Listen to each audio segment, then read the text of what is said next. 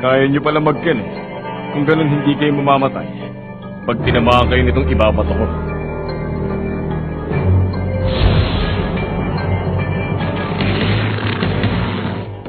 Umanda ka na, Gon. Go! Huwag, Gon! Ilagan mo! Mamamatay ka! Ha!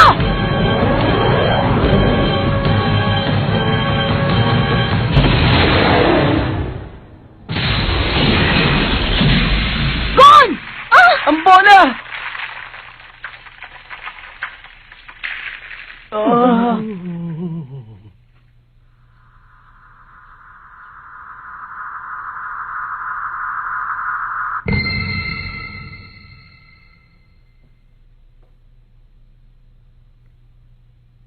Kinalkula ko na ang kapal at pinatibay ang kisame na yan para sa mga larong magaganap. Sa bagay, kahit nabutas, hindi naman tumugos ang bola sa labas. Mukhang ilang metrong nilusot ang bola sa kisame. Naipit na sa loob yung bola. Gon! Ah! Ayos ka lang ba? Uy, Gon! Ano? Okay ka lang?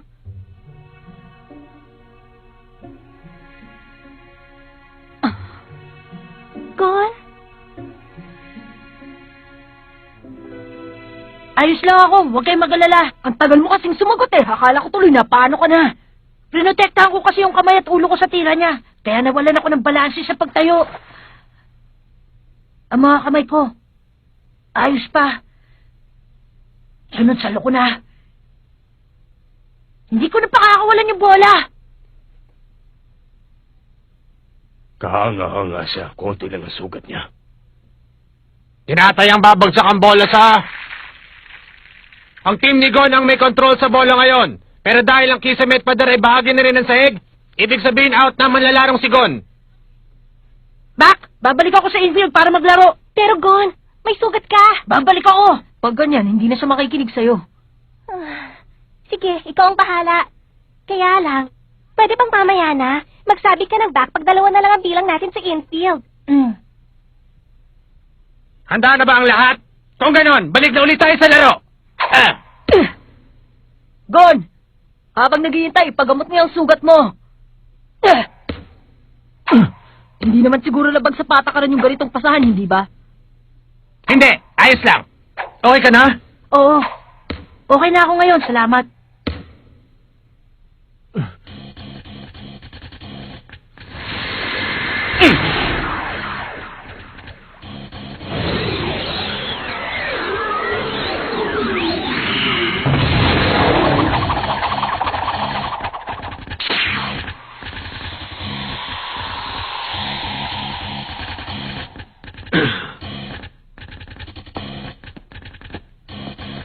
Hoy!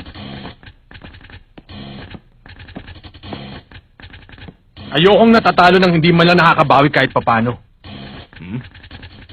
Pagbabayaran mong ginawa mo, Razor. Manda ka! Eto sa'yo! Black Gurin! Nagagawa pala makipagpalito itim na gorila kahit sa iba. Ngayon bayad ka na sa utang mo. Sige na, lumakad ka na sa outfield. Aba, naisahan mo ako ron ah. Kahit na na-out na si Razor, siguradong babalik din siya sa infield. Mahusay din siguro dahil napagamit niya ng back si Razor ng ganitong kaaga. Tsaka sa amin pa rin ang kontrol ng bola.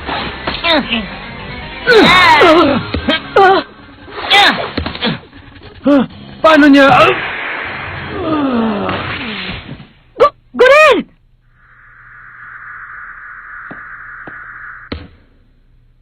Kakaiba yung pinakita mong kakayahan.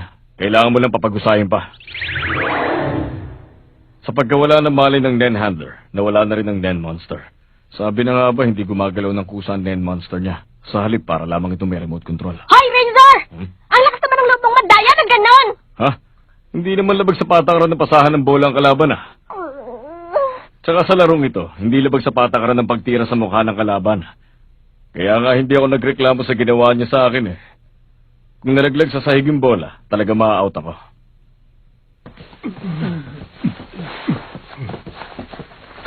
Pag nagising siya habang naglalaro pa tayo, pwede niyang ibalik ang Black Ape sa infield para maglaro.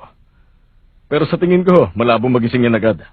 Ipapaalala ko lang, pag nagising si Gorin at wala na kayong player sa infield, tapos na ang laro natin at talo na kayo nun. Imposible na yun. Sa tindi ng tama sa kanya, malamang hindi siya makagawa agad ng Nen Monster kahit na nagising siya.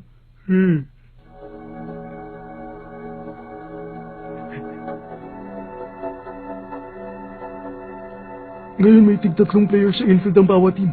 Pero malinaw na tagilid kami. Kalahati sa amin hindi na makakabalik. May isa kaming player sa outfield pero sugatan naman.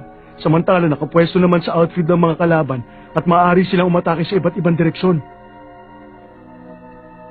Nakaposisyon ng mabuti si Razor sa infield at hindi pa rin na-out. Maliban dun, napunta na sa kalaban ang kontrol ng bola. Hindi nakakabuti sa amin ng sitwasyon. Manda na kayo. Eto na. Tingnan natin. Sino kaya sa inyo?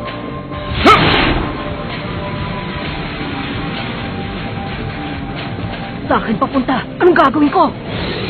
Pwede ko kayong saluhin. Hindi, imposible. Hindi ko kaya. Sa ganyang lakas, kaya ko ng ilagan. Umikot sa kaliwa. Tatama. Biscuit! Dito ka! Bungee gum.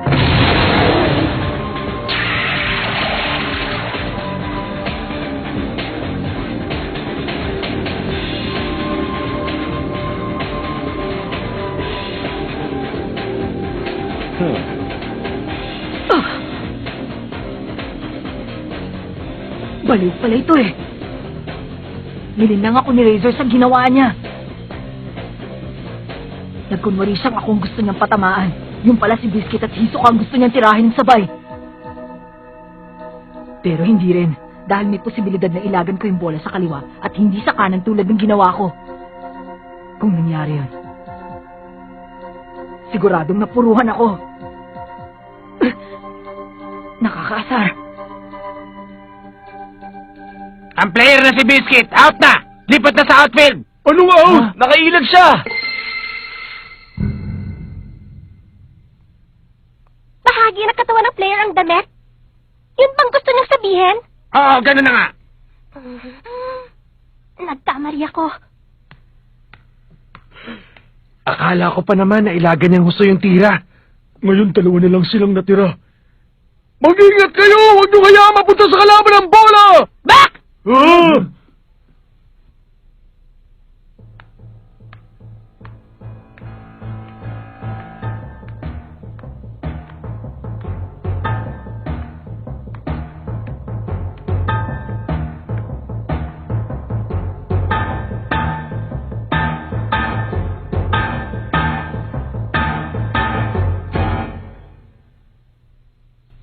Nagsabi ng back ang player na si Gon. Papasok siya ulit sa infield.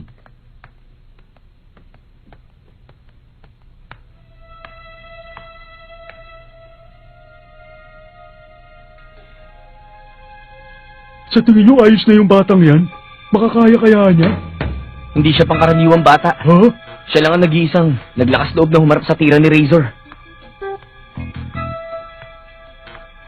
Ayos ka lang ba?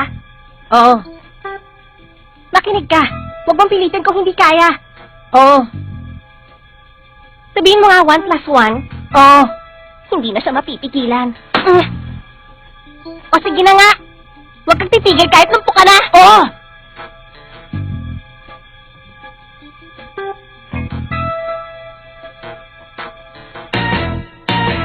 Kaya mo na ba?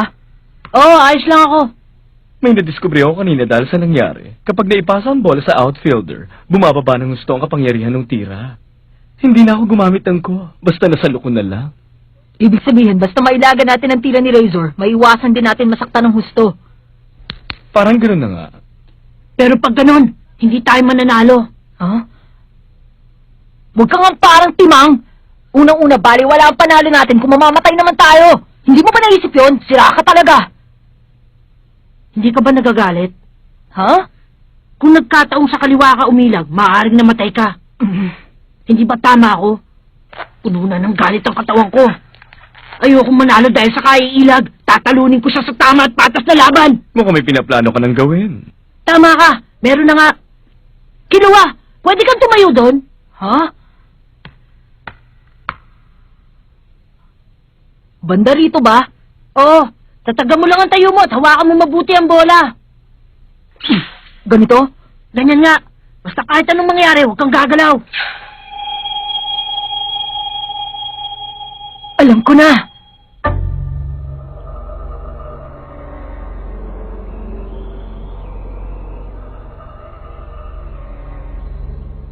Eto na ako!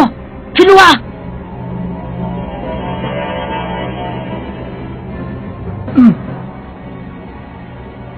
Ready? Isang fist first attack! Biglang bumugso ang lakas ng kanyang aura. Oh!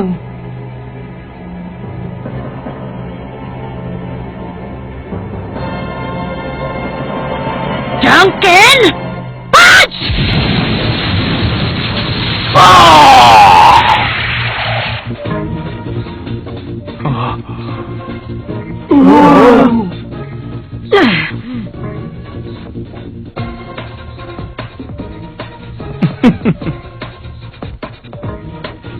Number 13, out! Pag tinamaan ng kalaban at natulak sa palabas ng field, out pa rin siya kahit hindi niya pakawalan ng bola. Kaya sa team pa rin ni Nagon mananatili ang kontrol ng bola. Yay! Bangis! Napalabas niya yung pinakamalaking men monster! Kulang pa yung ginawa ko. Walang kwenta. Pero bakit mukhang hindi siya masaya? Ang totoo parang galit pa siya. Ibang klase ang tibay ng loob ng batang yan. Kulang pa. Hindi pa kaya nung talunin si Razor. Kailangan ko na mas maraming lakas. Kinuha! Ayos! Ulitin natin yung Gon! Ibigay mo kay Razor yung isa sa matindi mong tira. Ah?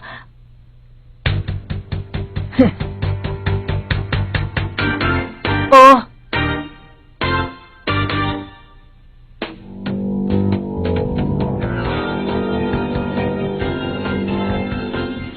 Para mapabagsak si Razor, kakailanganin ko ng mas malakas na kapangyarihan.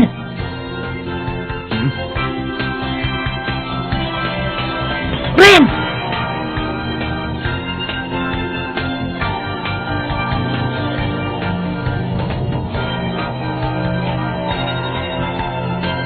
Ibang klase. Ang tindi ng orang nilalabas niya. Hindi kaya nagsisisi ka na sa sports na pinili mo? Dahil sa larong to, pwede siyang mabigyan ng panahon para makakalap ng sapat na lakas. Makakabuti sa'yong umilag na lang. Nagpapatawa ka ba? Ihatid ang orong nilabas ko. Face first attack! Ihatid lahat sa kamao ko!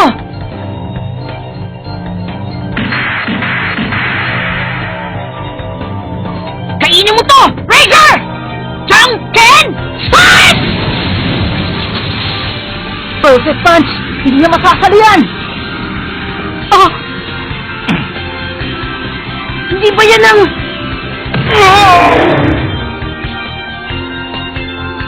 Receiving!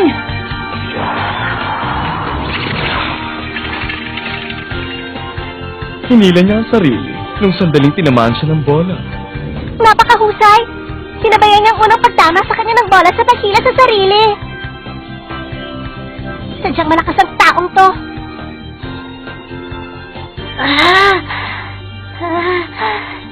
Hindi lang ilag at salo ang strategy sa larong to. Sorry, pero hindi nakatulong sa inyo kahit sinabi ko.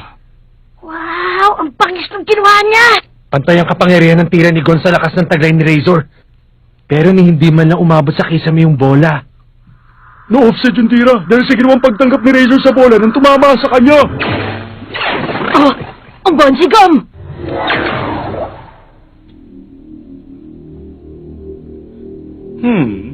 Nagkamali ka ron.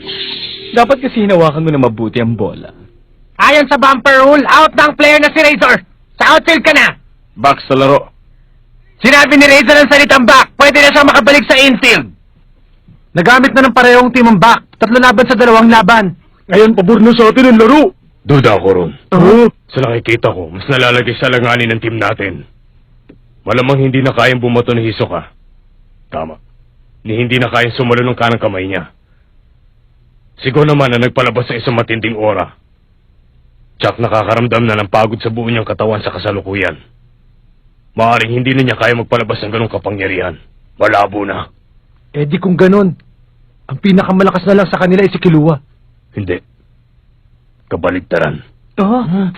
Dahil sa nangyari, sigurado kung si Killua ang pinakasugatan sa kanilang tatlo. Ano ibig mong sabihin? Huh? Ano? Okay ka pa ba, Gon? Oo. Pero sa tingin ko, isang beses ko na lang yun mauulit. Nasagad ang lakas ko sa suntok na yun eh. Ayos pa rin yun. Tamaan mo na siya talaga. Gagawin ko. Kung isang ulit pa, siguradong kakayanin ko pa. Kaya ko pa. Pagsuntok ni Gon sa bola gamit ang kanyang aura, halos hindi pinoprotektahan ni Killua ang mga kamay niya. Hindi niya magawa. Ha? Imposible yun. Sa ganung kapangyarihan, para siyang human cannon. Tama. Sa halip na isang cylinder ng kanon ang gamitin, ang mga kamay ni Killua ang gumagawa ng tungkuling yon.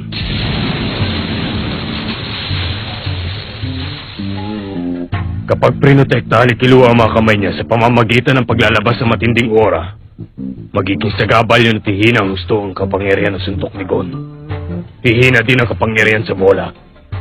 Para hindi mabawasan ang kapangyarihan ng suntok ni Gon, bahagyang aura lamang ang ginamit ni Killua para protektahan ang mga kamay niya. Tsak na mas malaki ang pinsala sa mga kamay ni Killua kaysa sa kanang kamay ni Hisoka.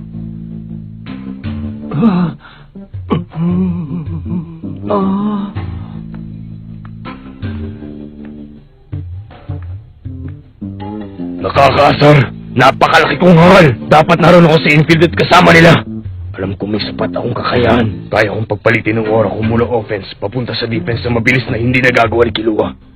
Kaya kong protektahan ang mga kamay ko sa sandali susuntukin ni Gon ang bola. Teka, sandali! Hisoka! Ipasa mo sa akin ang bola! Oo ba? Hindi ako magaling sa kahit na anong batuhan, pero ito, tikman niyo! Number 2 player out! Punta sa outfield! Out niya! Ngayon isa na lang ang natitira. Si Razor na lang.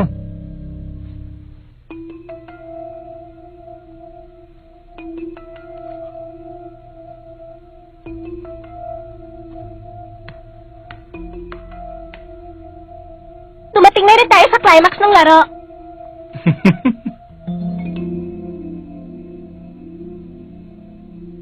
Referee! Time out! Huh?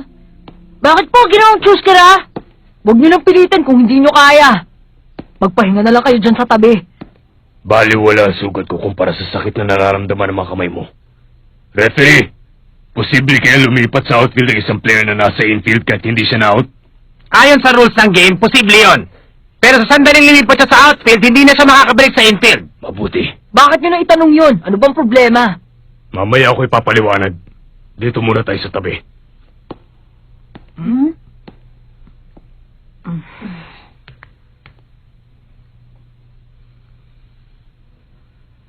Gon, kung lalabas ka muna sa outfield, ako nang hahawak sa bola.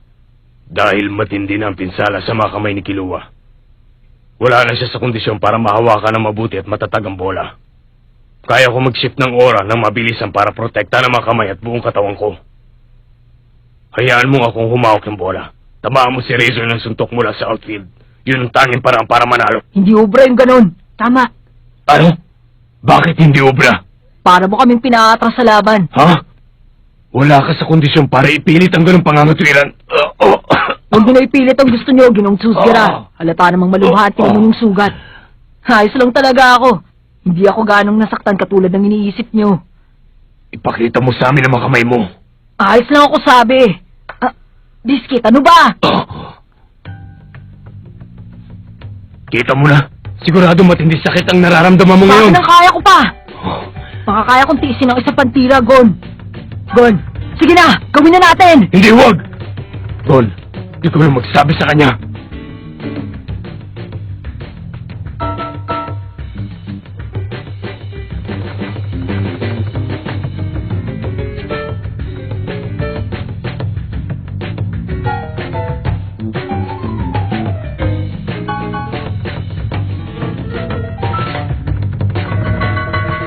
Ano na?